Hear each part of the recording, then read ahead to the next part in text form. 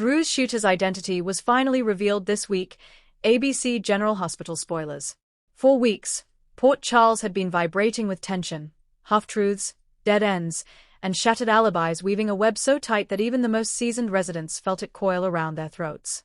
Drew Cain's shooting had already derailed lives, uprooted loyalties, and cast shadows over friendships thought unbreakable. But nothing, absolutely nothing, could prepare the town for the truth that was about to crash down like a meteor. Because the shooter had always been someone no one suspected. Someone who had been hiding in plain sight. Someone woven deeply into multiple lives. And this week, the mask finally came off. What followed was a storm Port Charles might never recover from. The hallways of General Hospital were usually a place of organized chaos, nurses hustling, doctors barking orders, patients moaning, and visitors whispering. But recently, a deeper kind of noise had taken over, the buzzing speculation surrounding Drew Cain's condition. He had survived the shooting. Barely. He had survived the surgery. Miraculously. But he had not woken up since. And that silence, Drew's silence, was the loudest alarm anyone could have imagined. His daughter Scout had been brought in twice, small hands pressed against the glass window, hoping her whisper could reach him. Carly spent every night in the waiting room, her body rigid with grief, eyes red but determined. Michael visited daily but rarely stayed long. He carried the guilt like an anchor chained to his ankle. And Willow stood like a ghost, never fully entering Drew's room yet unable to stay away. The shooting had cracked something inside all of them. And that was exactly what the shooter had wanted. Detective Dante Falconeri had always been good at maintaining composure. But lately even he found himself boiling. Drew had been his friend. Not just a friend, a man he respected, a man who had saved lives, a man who had fought tooth and nail to rebuild himself. And someone shot him on a cold night behind Aurora's loading docks. Dante had made one promise to Carly the night of the attack. I will find who did this. I swear on everything. But every lead hit a brick wall. Security footage was accidentally corrupted. Witnesses went missing. A gun was found, then later switched. An informant recanted. Too clean. Too orchestrated. Someone had planned this with eerie precision. Still, Dante wasn't the type to crack. And this week, he finally got the break he'd been starving for. A single anonymous tip. 4 words typed from an untraceable phone. Check the old boathouse. Dante didn't alert backup. Not immediately. He'd learned one thing over the years. Whenever Port Charles criminals planned something, they always seemed to have a police radio or a cousin working in parking enforcement. Instead, he quietly drove to the abandoned boathouse on the edge of Spoon Island. Clouds rumbled overhead, lightning fracturing the sky like cracked glass. The old boathouse door creaked open slowly. His flashlight sliced through the dust and cobwebs. And there, scattered across an old workbench, was everything he'd been searching for. Asterisk the real gun. Asterisk gloves still flecked with gunpowder. Asterisk a burner phone. Asterisk a torn corner of a photo. But what truly froze Dante's pulse was what lay in the center of the bench, so perfectly placed that it could only mean the shooter left it intentionally. A folded Port Charles Press newspaper, with Drew Cain's shooting on the front page. And a handwritten message on top in red ink. You're too late, detective. Dante swallowed hard. This wasn't just a lead. This was a declaration. Someone wanted Drew dead for a reason, and they wanted Dante to know. He picked up the torn photopiece. It showed half a face. A jawline he almost recognized. Almost. But then he heard something behind him. A footstep. He spun. Too late. A figure rushed him, knocking the flashlight out of his hands. The room plunged into darkness. They fought, rolling across the dusty floor, grunts and fists echoing like gunfire. Dante landed a hit. The figure staggered. Dante grabbed their arm. But they ripped free, diving out the back door and vanishing into the night. Lightning flashed just long enough for Dante to see one thing. The shooter had been wearing a dark hood. And a bracelet. Not just any bracelet. A hospital ID bracelet. Carly Spencer was nearly unrecognizable these days. Nights without sleep had carved shadows under her eyes. Her blonde hair hung limp against her shoulders. Her coffee intake had tripled, maybe quadrupled. But she refused to leave GH. She refused to leave Drew alone. More importantly, she refused to accept a world where the person she loved deeply and quietly might never wake up. Dante arrived that morning still wearing dirt from the boathouse. He pulled Carly aside. Carly, I found something. Her voice cracked. You found the shooter? Not exactly, he said quietly.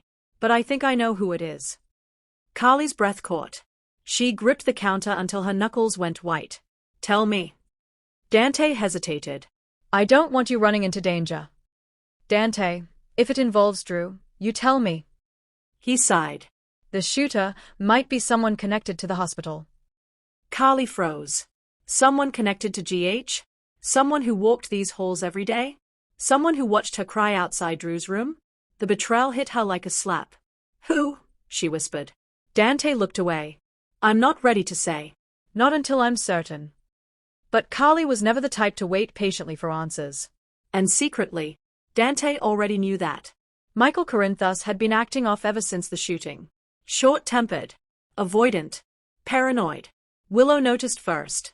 Michael, what aren't you telling me? He shook his head. Nothing. I'm just worried about Drew. But Willow wasn't convinced. She had lived through dying. She had lived through lies. She knew what guilt looked like, and Michael was drowning in it. When she pressed again, Michael finally snapped. Drop it, Willow.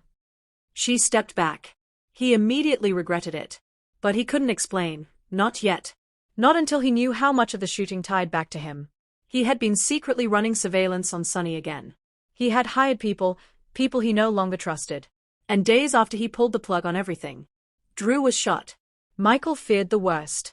That the bullet meant for Drew had actually been intended for someone else. Someone with the last name Corinthos. Back at the police station, Dante finally reassembled the torn photograph. His pulse hammered. It was a picture of Drew and Jason during a fundraiser years ago.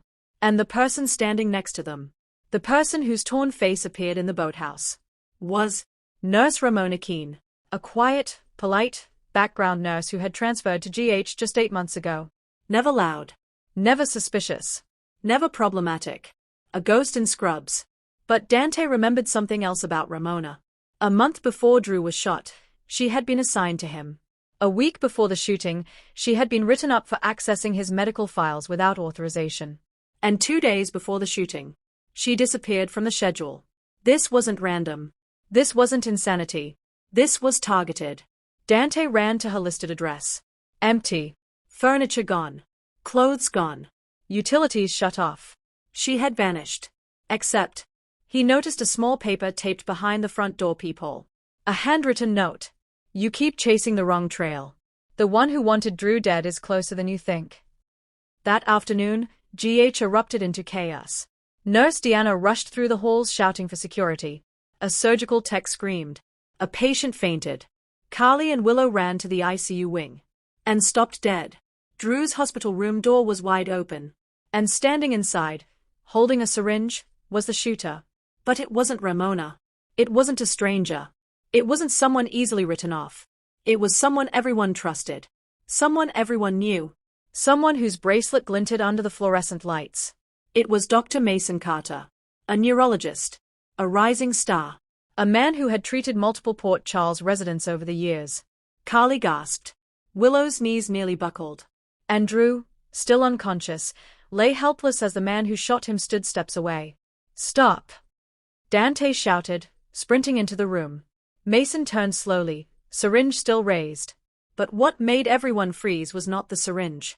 It was the look in Mason's eyes. Cold. Flat. Emotionless.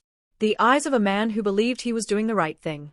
In a voice disturbingly calm, Dr. Mason Carter spoke. You shouldn't have come, detective. I wasn't going to let him wake up. Not after what he knows. Carly screamed. You shot him. You tried to kill him again. Why? Mason tilted his head, studying her as though she were a medical specimen. Drew Kane uncovered something he was not supposed to, Mason said. Something buried in classified Navy intelligence files. Files he still remembered fragments of. Files that would expose people who cannot afford exposure. Dante stepped forward. So you were hired? No, Mason replied. I did it of my own accord. That shocked them all. Mason continued. I was once under the same military program that created men like Drew Kane and Jason Morgan. The same covert branch. The same experiments. The same conditioning. Carly felt the floor sway beneath her. And when Drew began to remember pieces of what truly happened overseas, what was done to us, I was instructed to redirect him. Extract information. Steer him. But he was getting too close. Mason's voice sharpened. He remembered me. Dante stared at him. So you shot him? Yes. And I will finish it now. He lunged toward Drew again. But Dante slammed into him. The syringe flew across the room. They crashed into medical equipment. Alarms screamed. Nurses rushed in. Mason fought like a man possessed, strength unnatural, explosive, almost inhuman. But Dante wasn't fighting alone. Carly jumped on Mason's arm. Willow grabbed his shoulder. 2 security guards tackled him. And finally, Mason Carter was cuffed. Not before whispering. You still don't understand. I wasn't the only one. Port Charles tried to breathe again. But relief didn't come. Not really. Because a doctor shooting a patient was one nightmare. But a doctor with military ties, covert training, and a warning about others? That was a hurricane. Dante interrogated Mason for hours, but he said nothing more. Carly sat in Drew's room until dawn. She held his hand and told him everything. She told him he had been right, that he had seen something dangerous, that he had uncovered a truth people wanted buried. And then, as sunlight broke over Port Charles, Drew Kane's eyes opened. Barely, but open. Carly sobbed. Drew whispered one word. Jason. Drew was weak. His voice rasped like sandpaper. But his memory was terrifyingly clear. I saw him, Drew whispered. That night. Carly leaned closer. Who? He swallowed painfully. Jason. He was there. He tried to warn me. Carly froze. What do you mean he was there? Drew's eyes trembled open again. He wasn't the shooter. But he was watching the shooter. He knew Mason.